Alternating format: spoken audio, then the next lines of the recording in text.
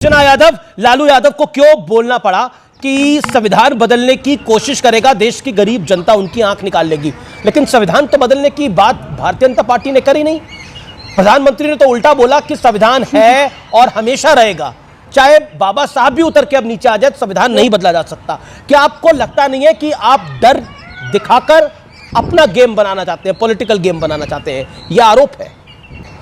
देखिए दूसरे पर परिवारवाद का आरोप लगाने वाले खुद भारतीय जनता पार्टी एक व्यक्तिवाद की पार्टी बनकर रह गई है। एक ही व्यक्ति का चलता है, मतलब दर्जनों नेता भारतीय जनता पार्टी के बोल चुके हैं। जो एक रील वाले राम है ना, वो भी बोल चुके हैं कि हम इसलिए हमें 400 पार दो क्योंकि हमें संविधान बदलना है, लेकिन उन पर ये कार्रवाई नहीं करेंगे। अरे हटा दीजिए उनको, क्यों दिया आपने उनको टिकट, क्यों लड़ा रहे हैं आप उनको, ये जानते हुए कि जो भारतीय संविधान है उसी के दायरे में इस देश का कोर्ट भी आता है, उसी के दायरे में आपका सबसे पसंदीदा जो है ना एजेंसी ईडी और सीबीआई, जिसको आप विपक्ष के पीछे छोड़ रखे हैं, वो भी भारतीय संविधान के दायरे में ही आता है। तो क्या आप ईडी सीबीआई कोर्ट सब कुछ खत्म करने की बात कर रहे हैं? अगर नहीं कर रहे हैं तो पीएम मोदी के चलते नहीं, बल्कि जितने भी लोग बोले हैं कि हम संविधान को खत्म कर देंगे, सबसे माफी मंगवाइए और सबको हटाइए, सबका कैंडिडेट कैंसिल करवाइए, लेकिन नहीं करवाएंगे क्योंकि आपकी मंशा है। मंशा इसलिए है क्योंकि अभी कुछ दिन पहले पीएम के इकोनॉमिक एडवाइजर तक आर्टिकल लिख चुके हैं संविधान बदलने की, और आप क्या बात करते हैं? आप हम पर आरोप लगाते हैं।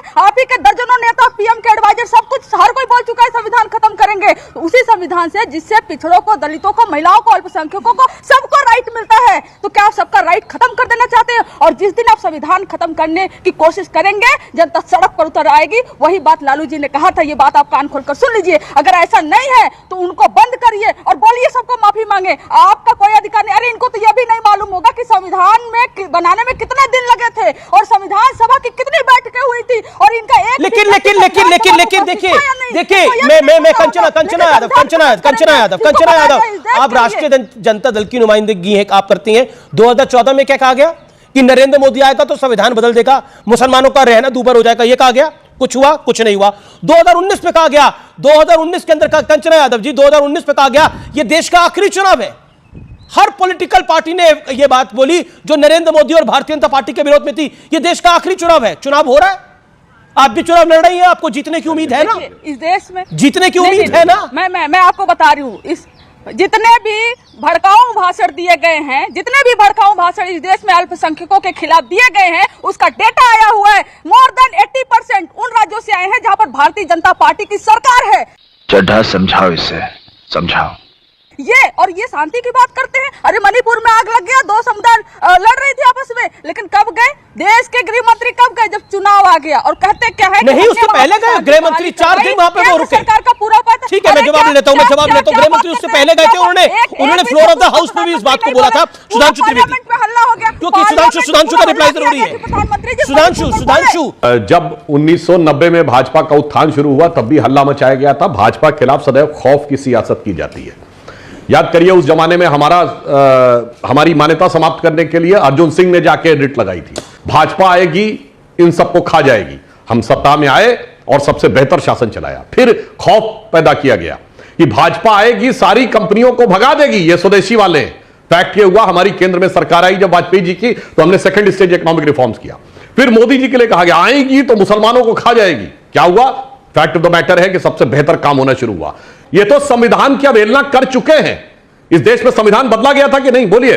अभी सीए केंद्र से पारित कानून है, उसके खिलाफ राज्य विधानसभाएं प्रस्ताव पारित करती हैं।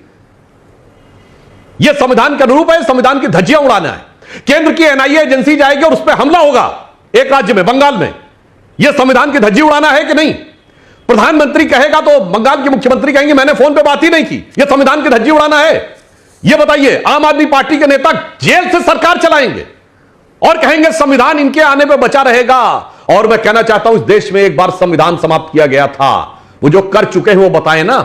सारे मानवाधिकार समाप्त कर दिए गए थे, आपको उठा के जेल में रखा जा सकता था, जेल में आप हमेशा के लिए रहेंगे, कोर्ट में आप जा नहीं सकते, और पुलिस को आपको कोर्ट में प्रोड्यूस ही नहीं करना है। हुआ था कि नहीं इस देश में? गजब बेइज्जती है जिसे कहें, जो आरजेडी ने फैलाया कि आप लोग आरक्षण को समाप्त करना चाहते हैं, जो मोहन भागवत जी के शब्दों से उन्होंने निकाला, उसके बूते पर आपको एक चुनाव हरा चुकी है, इसलिए लगता है उनको कि यह सिक्का चल जाएगा। बाबा साहब अंबेडकर ने जब संविधान बनाया तो उन्होंने कहा संविधान की उद्देशिका यानी प्रस्तावना, प्रियम्बल ऑफ द कॉन्स्टिट्यूशन संविधान की आत्मा है, इसे कभी नहीं बदला जा सकता। और संविधान की आत्मा बदली गई 42वें संविधान संशोधन में 1976 में सेकुलर सोशलिस्ट वर्ड डालकर। और आपको ना पता हो तो मैं बता दूं, सेकुलर वर्ड पे बहस हुई, इसको इनिशिएट करने वाले थे एच एन मुखर्जी, उस पर डिस्कशन करने वाले थे लोकनाथ मिश्रा और पंडित जवाहरलाल नेहरू, और बाबा साहब अंबेडकर ने कहा कि जो देश में माइनॉरिटी शब्द होगा तो सेकुलर नहीं हो सकता, सेकुलर होगा तो माइनॉरिटी नहीं हो सकता। मगर पंडित नेहरू का बहुत आग्रह है कि माइनॉरिटी होना चाहिए, इसलिए सेकुलर नहीं होगा। यह बाबा साहब अंबेडकर की फाइटिंग है, इसलिए। मगर बाबा साहब ने जिसको संविधान की आत्मा कहा था, वो आत्मा को काटकर 1976 में संविधान संशोधन करके शब्द डाला गया। दर्शकों से जाके चेक कर लीजिएगा, प्रियम्बल ऑफ द कॉन्स्टिट्यूशन किसके जमाने में बदला गया है। संविधान की मूल भावना कुचली गई है, जिसको बाबा साहब अंबेडकर ने आत्मा कहा। और संविधान सभा की प्रोसीडिंग जाके देख लीजिएगा, जो सारी बातें रिजेक्ट की गई उसके साथ। और आज मैं आपको बताना चाहता हूं, यह मुस्लिम लीग के साथ इन्होंने गठबंधन किया। 28 अगस्त 1947 की संविधान सभा की स्पीच जाके देख लीजिए, जिस समय मुस्लिम लीग के सदस्यों ने कहा मुसलमानों को अलग पहचान चाहिए, मुसलमानों को अलग स्थान चाहिए, मुसलमानों को अलग चुनाव चाहिए, तो सरदार पटेल ने कहा कि भारत में रहने वाले ज्यादातर मुसलमानों ने पाकिस्तान बनाने के लिए वोट किया है। एक रात में आपका दिल नहीं बदल गया, मगर अब जो हो गया सो हो गया। अब अलग पहचान, अलग चुनाव की बात मत करो। अब यह कहो देश के साथ कैसे एक साथ रह सकते हैं। 28 अगस्त 1947 सरदार पटेल का बयान, और यह मुस्लिम लीग के नेता मिर्जा सिराजुद्दीन के द्वारा, और वो मुस्लिम लीग के साथ आज गठबंधन में आके खड़े हुए हैं। संविधान की धज्जियां उड़ाने वाले लोग, संविधान की मूल भावना उड़ाने वाले लोग, जिनके राज के लिए कोर्ट ने कहा जंगल राज है, हमने नहीं कहा, कोर्ट ने कहा जंगल राज है। जिनके जमाने में क्या बिहार की स्थिति हुई, जिन्होंने देश में संविधान की क्या स्थिति की, वो आज आकर कहते हैं। और आज जिनके लोग कहते हैं दक्षिण भारत अलग हो जाना चाहिए, अरे शर्म आनी चाहिए। क्या बढ़िया था गुरु। अब बताइए। अंग्रेज, अरे शर्म तो आपको नहीं आती। अंग्रेजों के खिलाफ जब भारत छोड़ो आंदोलन चल रहा था, तो आपके लोग माफीनामा लिख रहे थे, और जब हमारे लोग जेल में थे तब आपके लोग माफीनामा लिख के बाहर थे। अरे श्यामा प्रसाद मुखर्जी जो जनसंघ के मुस्लिम लीग के साथ मिलकर सिंध और बंगाल में, सिंध और बंगाल में उन्होंने सरकार चलाई थी, भूल गए क्या? अरे अंग्रेजों के साथ समझौता तो आपने किया था, हमारी तो कुर्बानियां हो रही थी, और आज आप बैठकर संविधान पर ज्ञान बांट रहे हैं, और आपके लोग कहते हैं कि हम संविधान बदल देंगे। अब तो प्रधानमंत्री एक शब्द भी नहीं बोलते कि ठीक है, सुधांशु जवाब, सुधांशु जवाब। जी ज्यादा जोश में मत आइए।